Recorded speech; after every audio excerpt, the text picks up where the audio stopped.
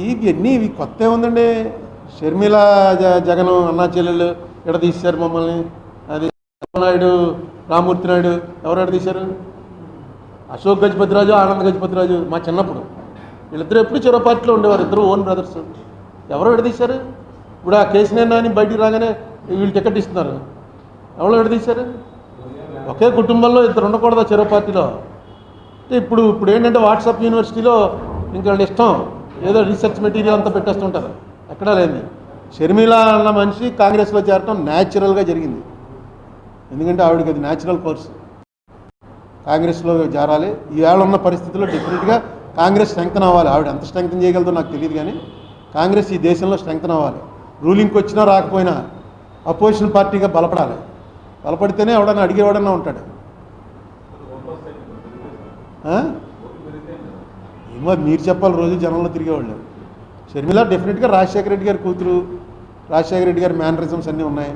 మాట్లాడుతుంది, బయటకు వచ్చింది, చేరటం ఏ తెలుగుదేశంలోనో చేరితే అనుకోవచ్చు ఎంపీ అవ్వటం కోసం చేరిందండి, లేకపోతే ఎమ్మెల్యే మేమే పారేద్దాం కదా, అవి పెట్టచ్చు. కాంగ్రెస్లో చేరింది, వాళ్ళ పార్టీయే కదా కాంగ్రెస్. జగన్మోహన్ రెడ్డి ఫస్ట్ ఎంపీ అయింది కాంగ్రెస్గా. దీని మీద ఎక్కువ డిస్కషన్ అనవసరం, ఎవరిష్టమైన.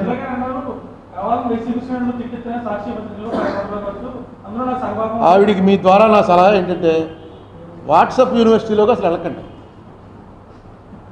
ఎందుకంటే ఎంతసేపు వాట్సాప్లోనే సాక్షిలో రాయిస్తున్నారు. అవును, స్టేట్మెంట్. ఇప్పుడు ఎలక్షన్ దగ్గరికి వచ్చాక వీళ్ళు తిట్టింది వీళ్ళ పేపర్లో రాస్తారు, వాళ్ళు తిట్టింది వాళ్ళ పేపర్లో రాస్తారు. కాంగ్రెస్కి పేపర్ లేదు, బ్యాట్ అది. మిగతా అన్ని పార్టీలకి పేపర్లు ఉన్నాయి, విశాలాంధ్ర ప్రజాశక్తి కూడా ఉన్నాయి. కాంగ్రెస్కి లేదు పేపర్. అంటే ఈ ఎలక్షన్లో వచ్చిన ఒక ఇదేంటంటే అర్బన్ ఏరియాలో చదువుకున్న వాళ్ళందరూ కూడా జగన్కి వ్యతిరేకంగా ఉన్నారు. ఇందుకు కారణం ఏంటంటే మనం స్కూటర్ రోడ్డు బాగోలేదు, ఇలాంటి కొన్ని చూస్తుంటే కనబడితే ఏం పట్టించుకోలేదండి. వాళ్ళ నమ్మకం ఏంటంటే, వైసీపీ వాళ్ళ నమ్మకం, more than 40% of the people beneficiaries. ఎప్పుడు ఎవరు ఇలా డబ్బులు ఇచ్చిన వాడు ఈ దేశంలో కాదు, ప్రపంచంలోనే ఉన్నాడు. అదే పని కదా. రేపు ఇవన్నీ కూడా గ్యారంటీగా రద్దు అయిపోతాయని వాళ్ళకి తెలుసు. ఎందుకంటే అవతల చంద్రబాబు గారే కాకుండా ఏ పవన్ కళ్యాణ్ అయితే నమ్మచ్చు. అవతల వస్తున్నది చంద్రబాబు గారు కాబట్టి, ఆయన హిస్టరీ తెలుసు కాబట్టి ఆయన వస్తే డెఫినెట్గా రద్దు చేస్తాడు అని ఆయన మళ్ళీ ఏం చేశాడు, వీళ్ళకన్నా ఎక్కువ పెట్టాడు మేనిఫెస్టోలో. ఒక పక్కన మొత్తం అయిపోయింది, దివాళా అయిపోయింది అన్నటువంటి పరిస్థితిలో స్టేట్ ఉందని చెప్తూనే ఇంతకన్నా ఎక్కువ ఇస్తామని పెట్టాడు. అది ఎలా పాసిబుల్? దాని మీద డిబేట్ జరగాలి. వీళ్ళు ఎంతసేపు నువ్వేదవంటే నువ్వేదవని పెట్టుకుంటున్నారు, కానీ ఆ పార్టీ వాళ్ళు ఈ పార్టీ వాళ్ళు ముఖ్యులు ఎవరైనా వస్తే నాకు దాంట్లో అది మీ పని నేను చేస్తాను. దాన్ని ఏమంటారు, విశ్లేషణ కాదు, మోడరేటా, రోజు కూర్చుని డిబేట్ చేస్తుంటారు. యాంకరింగ్. యాంకర్గా ఏంటి తెలుగు? పిచ్చ మాటలు కాదు. రాజమండ్రిలోనే నేను ఆహ్వానిస్తున్నాను టీడీపీని, వైసీపీ అధికారికంగా, మీ సమన్వయకర్తలు కాదు, మీ స్పోక్స్మెన్ అధికారికంగా రావాలి. ఎవడో ఒకడు నేను స్పోక్స్మెన్ అని వస్తే కాదు, నేను చేస్తాను. నేను కూర్చుని ఇక్కడే పెడతాం, ఎక్కడెక్కడో కూర్చుంటారు. నేను నా ఎలక్షనే ప్రిడిక్ట్ చేయలేదు ఎప్పుడు, ఏం చెప్పలేదు. ఇప్పుడు అదే, ఇప్పుడు వీళ్ళు జనరల్గా అధికారంలో ఉన్న వాళ్ళకి జనసేన తెలుగుదేశం కలిసిపోయా అనగానే కొంత షేక్ రావాలి. ఎందుకంటే డెఫినెట్గా అది చాలా డెడ్లీ కాంబినేషన్. కానీ చూస్తుంటే వాళ్ళు ఏం షేక్ అవుతున్నట్టు నాకు కనపట్లే. వాళ్ళు ఎవరినైనా అందులో పెద్దవాళ్ళని అడిగితే వాళ్ళు ఏమన్నారంటే, నువ్వు ఒకసారి పల్లెటూరుకి వెళ్ళి చూడుగురు, నువ్వు రాజమండ్రిలో కూర్చుని కబుర్లు చెప్పడం కాదు అంటున్నారు.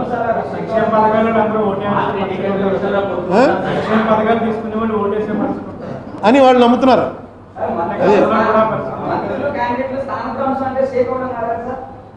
ఇప్పుడు జగన్మోహన్ రెడ్డి ఎన్ని రకాల తప్పులు చేయాలో అన్ని రకాల తప్పులు చేసుకుంటూ పోతున్నాడు. ఈ సీట్లు మార్చడం ఇది ఆఖరిలో చెప్తారు, సీటు మార్చేసేవారు అని. వాడు ఏడ్చేలోపు నోటిఫికేషన్ వచ్చేస్తుంది, నామినేషన్లు వేసేస్తారు.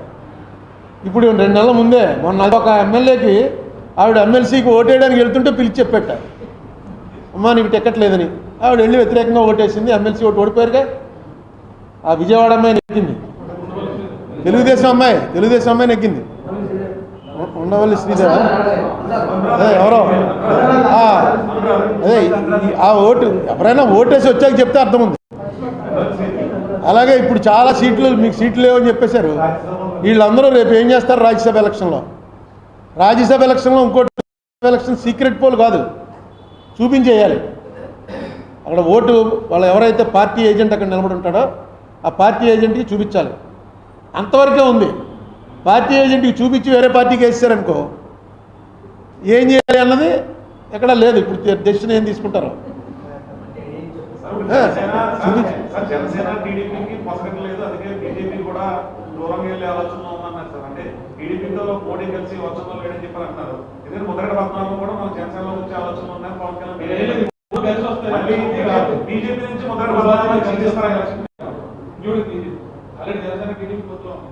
ఈ పొత్తులు కూడా ఇప్పుడు ఇదంతా కూడా మోడీ తేల్చాలి. మోడీ అన్నవాడు మన జగన్ అన్నవాడు ఒకటే పరిస్థితి. వాళ్ళ మనసులో ఏమొస్తే అది చేస్తారు. మోడీ కనీసం అమిత్ షాతో మాట్లాడతాడు, జగన్ ఎవరితో మాట్లాడో ఎవరు చెప్పలేకపోతున్నారు.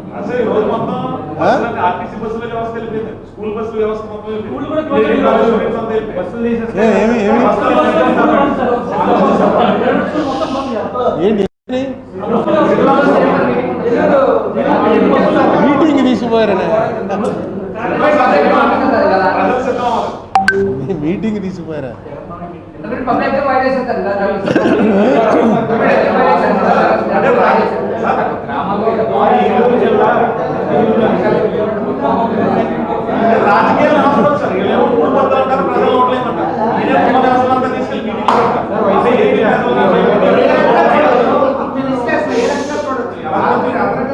ఏది దేన్ని అయ్యా రీసౌండ్ 1 by 1 అడగండి.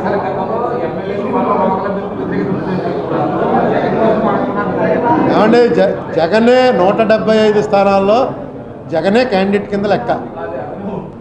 వేస్తే జగన్కి వేస్తారు, లేకపోతే జగన్ ఓడిస్తారు తప్ప మిగతా పార్టీలా కాదు. క్లియర్గా చెప్పేస్తున్నాడు అతను.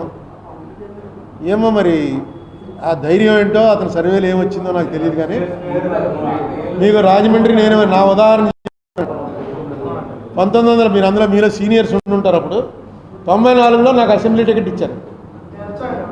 ఉన్నావు కదా అప్పుడు? ఆయన ఉన్నాడు, కృష్ణకుమార్ ఉన్నాడు, దివాకర్ ఉన్నాడు, రామనారాయణ ఉన్నాడు.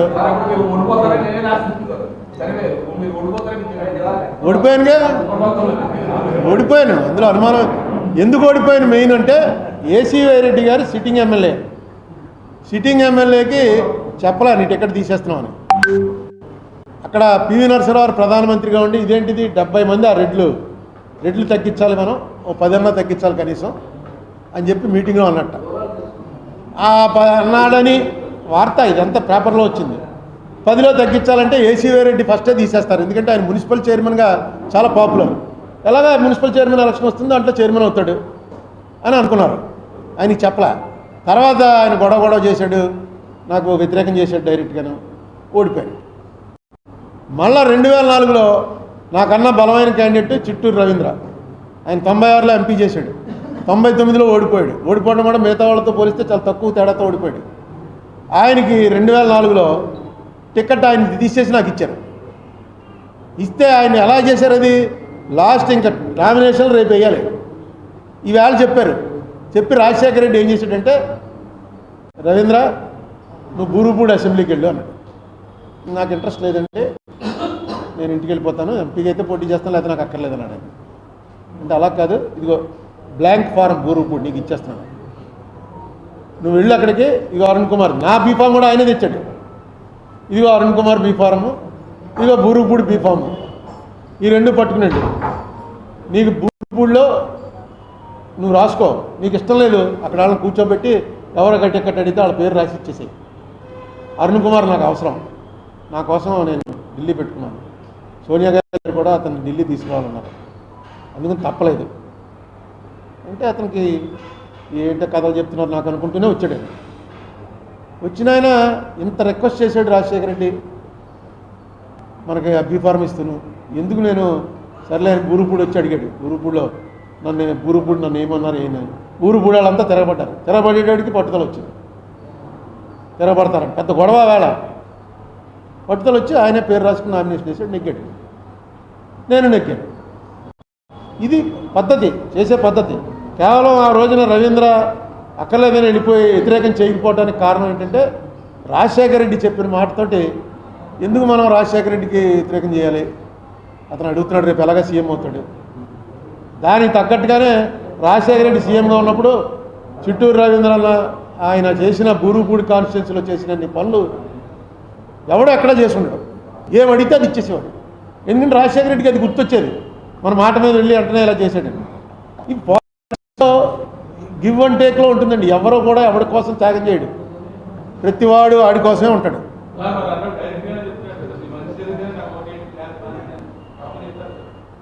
మంచిది. ఇంకా చెప్తాడు, చూస్తే ముందు ముందు ఇంకా చెప్తాడు. చెప్పకపోతే ఎలాగా? ఇప్పుడు ఎలక్షన్కి అతని క్యాంపెయిన్ ఏముందా? ఇంకా అతని క్యాంపెయిన్ అతన్ని చూసే ఓటేయాలి. మీకు చెడు జరిగినా నాకు ఓటేయండి అని ఎవడని అంటాడా? మంచి జరిగితేనే ఓటేయండి అంటున్నాడు. మంచి వాళ్ళు ఎంతవరకు తీసుకున్నారు, బెనిఫిషరీస్ ఎంతవరకు దానికి వెనక్కి ఓటేయడానికి సిద్ధంగా ఉన్నారు అన్న దాని మీద ఉంటుంది.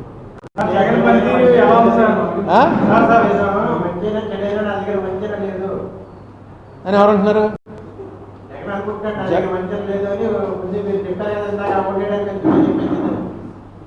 ఇవన్నీ అడగెక్కితే నువ్వు చెప్పేదాకా నాకు గుర్తట్లేదు.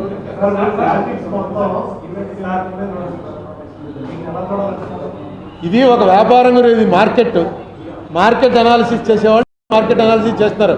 ప్రశాంత్ కిషోర్ వీళ్ళంతా అదే. దాన్ని బట్టి వచ్చి ఎంత పెట్టుబడి పెట్టాలి, ఎంత వెనక్కి వస్తుంది లెక్కలు వేసుకుంటున్నారు. ఇది ఒక వ్యాపారం. ఈ వ్యాపారంలో వాటర్స్ అనేవాళ్ళే కమోడిటీస్. ఎప్పుడు మొన్న ఎక్కడో చదివాను, ఎవడో ఆఫ్రికన్ లీడర్ చెప్పాడు ఏమనంటే, ఎప్పుడైతే ఉన్న వ్యాపారాలన్నింటిలోకి పరిపాలన అన్నది అతి గొప్ప వ్యాపారం అవుతుందో అప్పుడు ప్రజాస్వామ్యంలో ప్రజలే కమోడిటీస్. మన అందరం వాటర్స్ కాదు, మనంతా కమోడిటీ. ఏం పెడితే వీడు వస్తుంది, వీడు ఓటు అని ఆలోచిస్తారు. మిడిల్ క్లాస్ ఓటు వ్యతిరేకంగా ఉంది అని చెప్పారు జగన్కి. మిడిల్ క్లాస్ ఓటు వ్యతిరేకమైతే ఆటోమేటిక్గా లోవర్ క్లాసెస్ సపోర్ట్ అవుతారు. మన ఇద్దరం కారులో వెళ్తూ జగన్ని తిట్టుకుంటూ వెళ్తున్నాం అనుకో, ముందు డ్రైవింగ్ చేస్తూ ఉంటాడు, అమ్మ వీళ్ళందరూ వ్యతిరేకం అనమాట, వీడేదో మనాడే ఇప్పుడు మనకి చేస్తున్నాడని వ్యతిరేకం వీళ్ళు అనుకుంటారు. అదే క్లాస్ వార్ చెప్తున్నాడు కదా.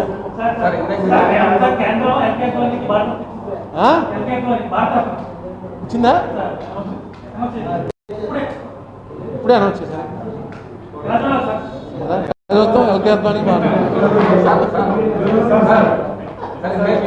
ప్రధానమంత్రి, నేను ఫస్ట్ అద్వానీని చూసినప్పుడు ప్రధానమంత్రి అవుతాడు అనుకున్నాను. ఆ మోడీ గారు వచ్చారు, అది పోయింది. తర్వాత మొన్న ఎప్పుడో మోడీ గారు వచ్చిన తర్వాత పార్లమెంట్కి వెళ్ళినప్పుడు ఆయన వరండాలో నడిచొస్తుంటే చూశాను, ఆరోగ్యంగా ఉన్నాడు. రాష్ట్రపతి అవుతాడేమో అనుకున్నాను, అది పోయింది. ఇప్పుడు భారతరత్న ఇచ్చారు. భారతరత్న అంటే టోల్గేట్లో టోల్ కట్టక్కర్లేదు. అక్కడ ఆ వేళ వెళ్ళి ఏ ప్రెసిడెంట్లో ఆయన ఉండాలో ఆ ప్రెసిడెంట్ దగ్గర నుంచి తీసుకుంటాడు. నేను చూసింది వాళ్ళకున్న బెనిఫిట్ ఏంటంటే టోల్ గేట్స్ దగ్గర పెద్ద బోర్డు ఉంటుంది, భారతరత్న, పద్మభూషణ్, పద్మశ్రీ వీళ్ళు ఎవరు కూడా టోల్ కట్టక్కర్లేదు. అదొకటి. మించి ఆయన ఇప్పుడు ఆ గౌరవం వల్ల ఆయన పెరిగే గౌరవం ఏముండదు. ఎల్కే అద్వానీ అనే మనిషి గౌరవం భారతరత్న ఇవ్వడం వల్ల కొత్తగా పెరిగేదే ఉండదు.